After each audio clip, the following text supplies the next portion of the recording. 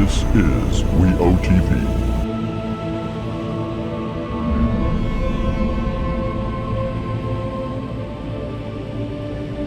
We're eyeing our world television network.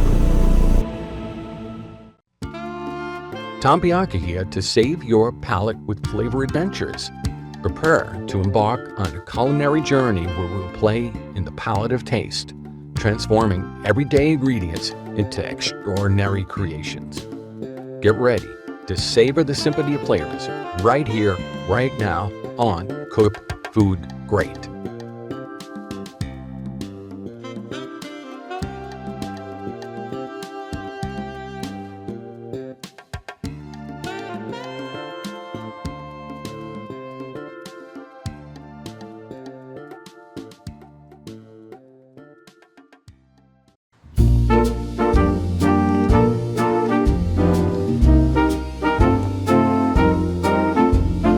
Mirabelle's restaurant whispers on silver plates.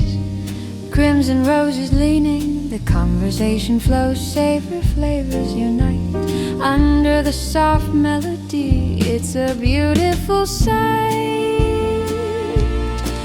Each bite savors the palate with delight. Each sip a rhyme. We're dining on love, not just the time. Savor the night. Let it stretch wide in Belgium's glow, where dreams collide. A table for two at Mirabelle. A story unfolds with our dinner tonight. Secrets served warm on porcelain bowls. Belgium nights where flavors bloom. A table for two under the moon at Mirabelle's.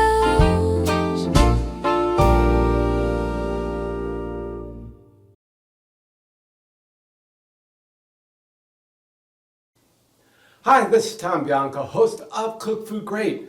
Thanks for joining us today. We have these segments called Culinary Magic, where we feature the chef's kitchen table. What we do on these shows is that we go inside the restaurant and we watch the chef preparing his favorite meals. And we have something special in Avon, Colorado at Mirabelle Restaurant. Chef Daniel Joly, with over 30 years of experience, is going to work his culinary magic today. So let's go inside and see what he has cooking.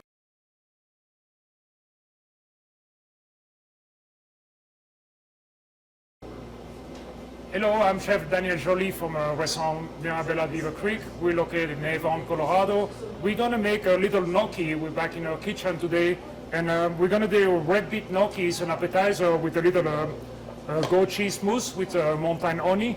And to do that, we obviously start with potato and gnocchi. We got sea salt. We're gonna roast them in the oven about 20 minutes until they're tender. I'm gonna throw that in the oven. There it is.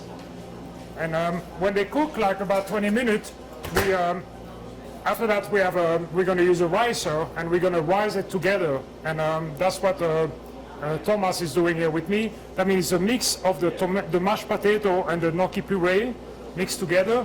That we're going to add some flour, a little bit flour, and that's why you want to roast the potato in the oven, because you don't want to boil them. You don't want to add flour, add water inside the starch, because otherwise you have to add more flour, and more you put flour in the gnocchi, more it's become a dumping. I mean, just a little bit, and you do with the touch, like really when you feel you can, it's solid to be able to work with them. We have a little flour, little salt, pepper, little touch of nutmeg, and we just do that nice and easy by hand. You don't really want to have a rubber cook because you want to become elastic. You want to keep it nice and tender. I mean, that's about right, I think, Thomas? Yes.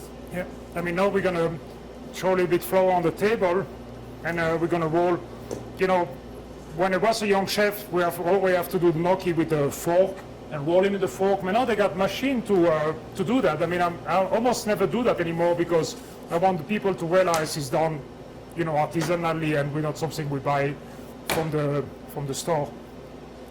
I mean, you see the gnocchi is nice and soft. You don't really touch, you know, it don't sticky to the skin, and that's all you see when it's ready. And you don't want him too firm. You want him, you know, some way soft.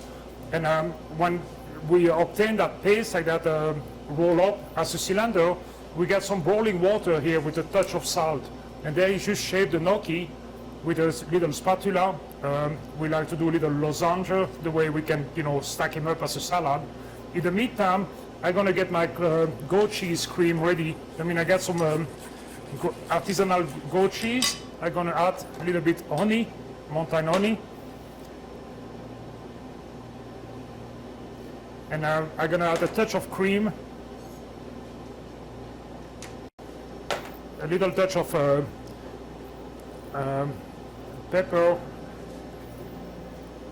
salt and pepper, and I'm gonna mix just to get the right consistency I want to be a base in my salad. This is great. I mean, I'm gonna keep that on the side for a second. And now Thomas is throwing the gnocchi in the water, and the idea you throw the gnocchi in the water, you let them raise back to the surface, and the idea for that is really to remove any excess of flour you might have around the gnocchi, because less flour in the gnocchi, more tender they will be, more soft, and more friendly they'll be to eat. When the gnocchi is coming back up, we're going to put on a little tray, and we're going to put them in a cooler for like a, you know, 5-10 minutes, just that way to cool down. You see, and that's kind of what it look like when it's coming back out, and there it's become firm again, you know. And now we're going to use a little saute pan with some brown butter, and we're just going to sear them, give a nice little crust on both sides. Great. I mean, there we're moving along. I'm going to take a plate to get my presentation going.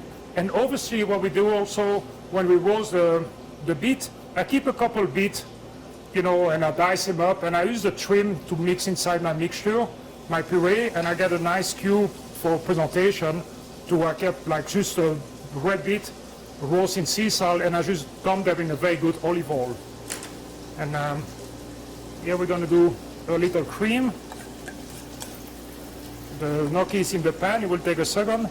And it's just a fun little appetizer, what we call kind of a chaud froid, you know, the cold goat cheese with the hot gnocchi. And we're just gonna make him look pretty. And at Mirabelle we have a greenhouse. I mean, I went early in the greenhouse and pick up a little bit fresh herbs to garnish the salad.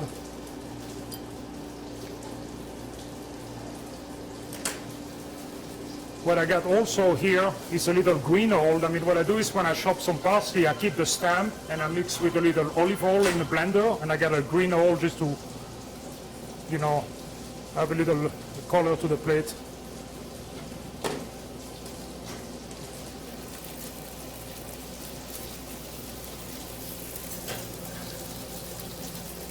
There it is. You know, Mirabelle is a family-owned restaurant. I've been with Mirabelle for a little over 30 years now, and we locate in the base of Beaver Creek Resort in Colorado, and we just operate very much like a European restaurant. You know, we open the evening only, and when we, you know, try to do the best we can. I mean, I have one logo in the kitchen, it's good food. All I care is about good food. We do good food, we're just fine. You see, and there Thomas is coming with gnocchi just here. Thank you. And we're just gonna make it, you know, like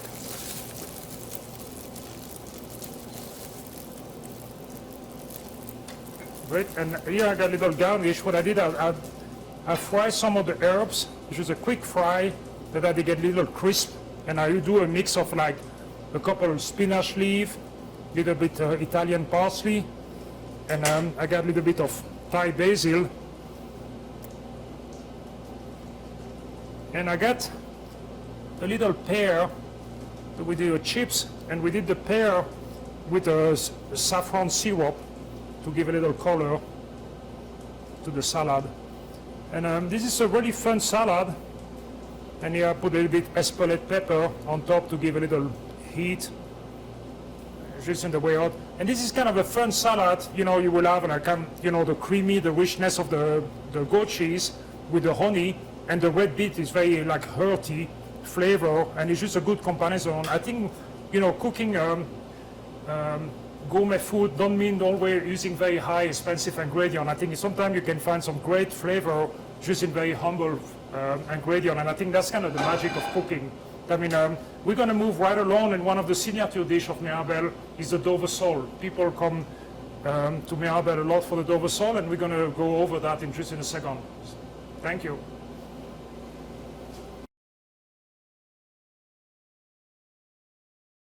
Hello, nice to have you back with us. I mean, now I'm going to get you like a little secret of the restaurant Mirabelle Dover sole. Sometimes we serve 100 people and we maybe use, what, 40 sole? I mean, sometimes it's just amazing how people enjoy the Dover sole at Mirabelle. It's very simple recipes. Really, you know, I always told my guys and in the kitchen, we're not musicians. I mean, let's just start with the very best ingredient and just, you know, minimize the step and just make it very good for the customer. I mean, we have a beautiful fish here from the North Sea. It's, you know, like it's catching the channel of Dover. And this one not going to cooperate. I mean, we have the skin. That's the way we receive a fish. And we're going to remove the skin on both sides. And I think, you know, Dover sole is a great fish you get in the restaurant because it obviously is not easy to source, you know, in the local store. But I think, you know, people sometimes when they come in the restaurant, they want what they call restaurant food. I mean, maybe an ingredient they might not eat all the time, but, you know, it's very enjoyable. And, you know, like I mentioned earlier, I'm from Belgium originally. We immigrated to the United States in '88. And we've been with Mirabelle since '91. But when I come to the restaurant here, nobody was really doing Dover sole. And I was always thinking, what a great dish, because obviously in Colorado we lime a lot. I mean, we need to bring things from everywhere, and why not bring things from Europe? I mean, now I got my fish. What we're going to do is seasoning both salt and pepper. Alex is getting a little bit butter melting, what we call a beurre noisette. I mean, the beurre noisette is when the butter starts to stop sinking, like we say, start to make bubble, you turn like light brown, and that's when you want to seal the salt. And you know, salt, pepper, both sides. I like to seasoning my fish before I cook it, because I feel like it's like, you know, when you blanch potato, if you don't put the seasoning before, you don't really have time to go inside the meat. I mean, you're only seasoning the surface of the fish otherwise. And there it is. And Alex get it in the butter. I mean, you know, the Meunier style is, back in the day they were saying like the people was catching the fish and cooking right on the side. There's a lot of butter, and like the fish like really can absorb some of that butter. We obviously use the European grade butter. I mean, it's a little bit more buttermilk. I think it's a little bit more rich. You know, a lot of the butter sometimes a little olive oil or mixed with oil, but we don't really, you know, go for that at the restaurant here. We try to keep the flavor very truthful. Yeah, and that's really what it takes. And we have a couple vegetables we're going to use as garnish. Just, you know, pick up whatever we have in season. We have never been a big believer about cooking with the season, meaning like in the summer, you're going to see more like young pea. Maybe in the fall, you're going to see more mushroom on the garnish of the plate. The same thing with the winter, maybe more butternut squash, you know, that, and that's what I think cooking with season. We very lucky to have our own greenhouse. I mean, a lot of the, you know, ingredients you see like little finishing touch come directly from on site here at the greenhouse. And you know, it's just developed.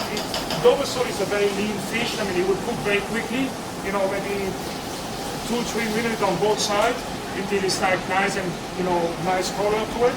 And there we're just, you know, going to fillet, and we are going to garnish the plate. I mean, it's really a quick process, but remember the fish is very delicate.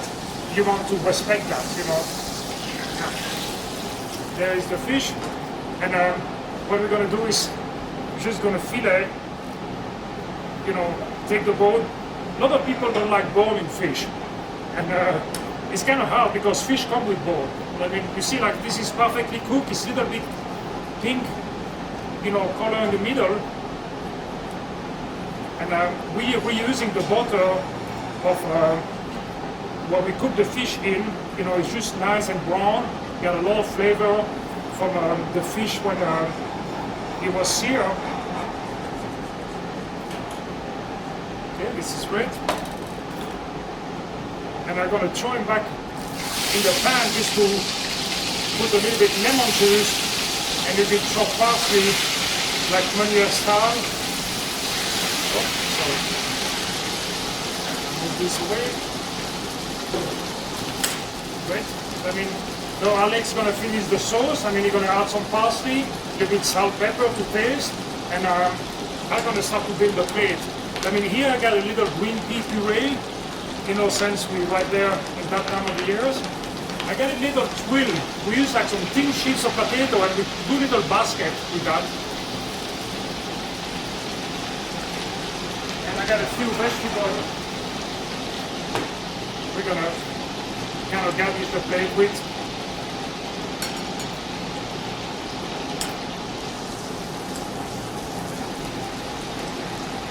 Okay, now we got the fish ready. You see like how he's singing and he's happy.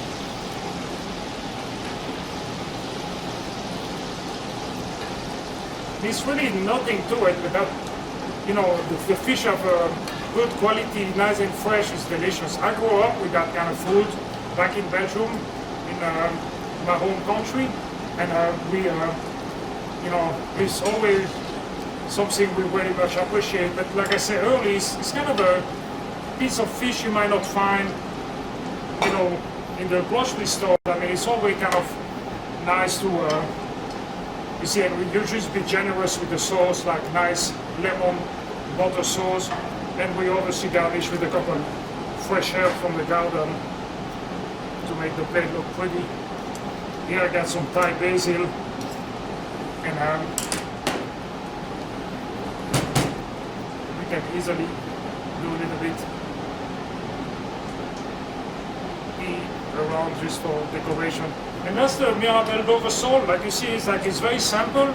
It's just like, very high grade, good quality seafood, and just 1, 2, 3 step. Bon appetit, enjoy it.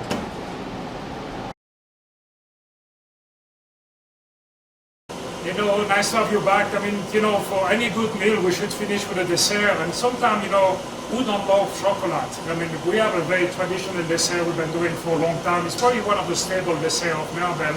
And I'm here with Nick. Nick and I, we've been working together for almost 5 years now. And the classic chocolate fondant. To do that, Nick is doing some eggs. He had the sugar, the little bit of flour, and the milk chocolate. Obviously, be from Belgium, we're using Belgian chocolate. We're using the high grade, what we call the semi-sweet. It's the 68% bittersweet. I think as a high quality of chocolate go a very long way, because I don't like when the chocolate is too low in grade, because otherwise it becomes too much sugar and too much, kind of lose the intense flavor we're looking at a chocolate dish. I mean, it's really all the ingredients in there. You obviously have in the recipes, it's chocolate, some melting butter, some whole eggs, and a little touch of flour and sugar. And we're going to carve that in the little form. And you're welcome to use any shape you want at home. And we're going to bake that in the oven for about, 8 minutes to, obviously the size is bigger, you're going to have to bake it a little bit. You want to keep it like kind of a melting chocolate in the middle. You don't want to cook it all the way through. And that's the signature of this dessert when we see, a lot in many restaurants, like a, soft middle chocolate melting. It looks so pretty when the chocolate is like nice and melting, it's so shiny, it looks so pretty, I think so delicious. What I like about the chocolate dessert, for me, if you still have a glass of wine, it goes very well with a glass of wine. It's like kind of a good way to finish the meal. But that looking good. It's like the little KitchenAid really go a long way to help us out on this. Oh yeah.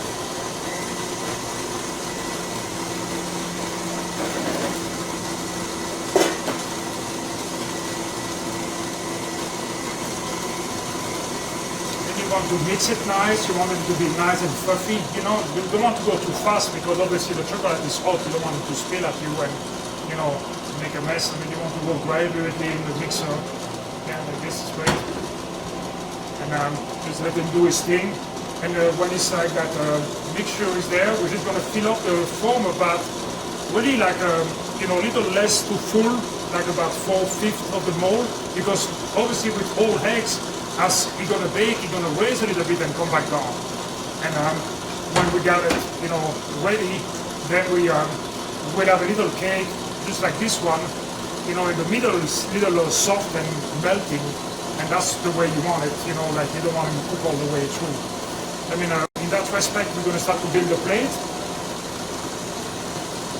I mean, I got little chocolate mousse to, you know, adding some of the flavor. We're going to do a couple of fruit.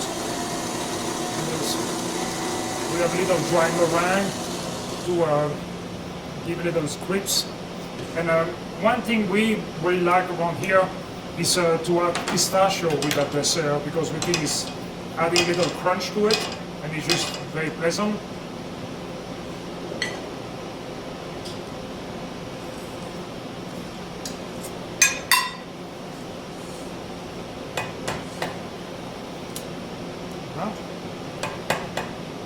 Here we got a little caramel.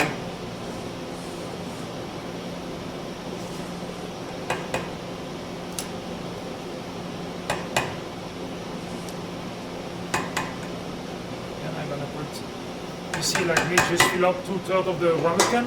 And now you're gonna go in the oven about 7-8 minutes, let's say. 7-8 minutes, about 4 hours. And I'm gonna get my little chocolate.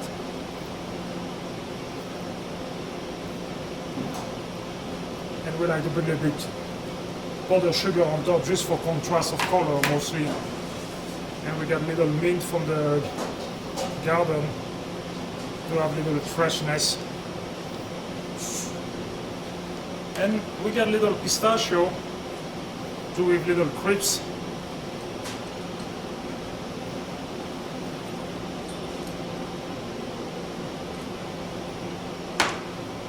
Right? And that's a little chocolate fondant, you know, Mirabelle. Nice to have you with us. Thank you for watching. Thanks, Nick. You're welcome.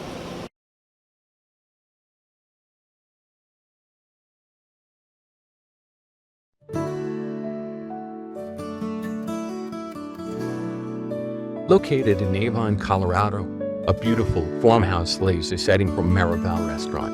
It's a destination for food lovers, a place where every meal feels like a special occasion. Whether you arriving fresh from the slopes, a couple celebrating a milestone, or a family looking to create some lasting memories. With Master Chef Joly at the helm, unforgettable culinary experiences await. Its unique and contemporary cuisines uses the best natural and organic ingredients available. Originally from Belgium, he trained across Europe and brings his skills under the guidance of some of the world's most renowned chefs in culinary expertise to every dish at Mirabelle. His philosophy revolves around using the finest ingredients, many of them locally sourced, some as close as his backyard greenhouse, and applying classic techniques to create modern, refined dishes. Joly's passion for farm-to-table dining is evident in every menu he curates. He works closely with local farmers to ensure the freshest seasonal ingredients, which allows him to adapt his menu throughout the year. His creativity in balancing rich, comforting flavors with delicate, precise presentation has earned him a loyal following. For your next dining experience, visit Mirabelle for an unforgettable experience of the heart, mind, and stomach. As we wrap up another episode that was full of taste and tantalizing dishes, remember that the world is a buffet of flavors waiting for you to explore. So keep your taste buds curious and your palate adventurous. Until next time, cook food great. Keep savoring the symphony of flavors.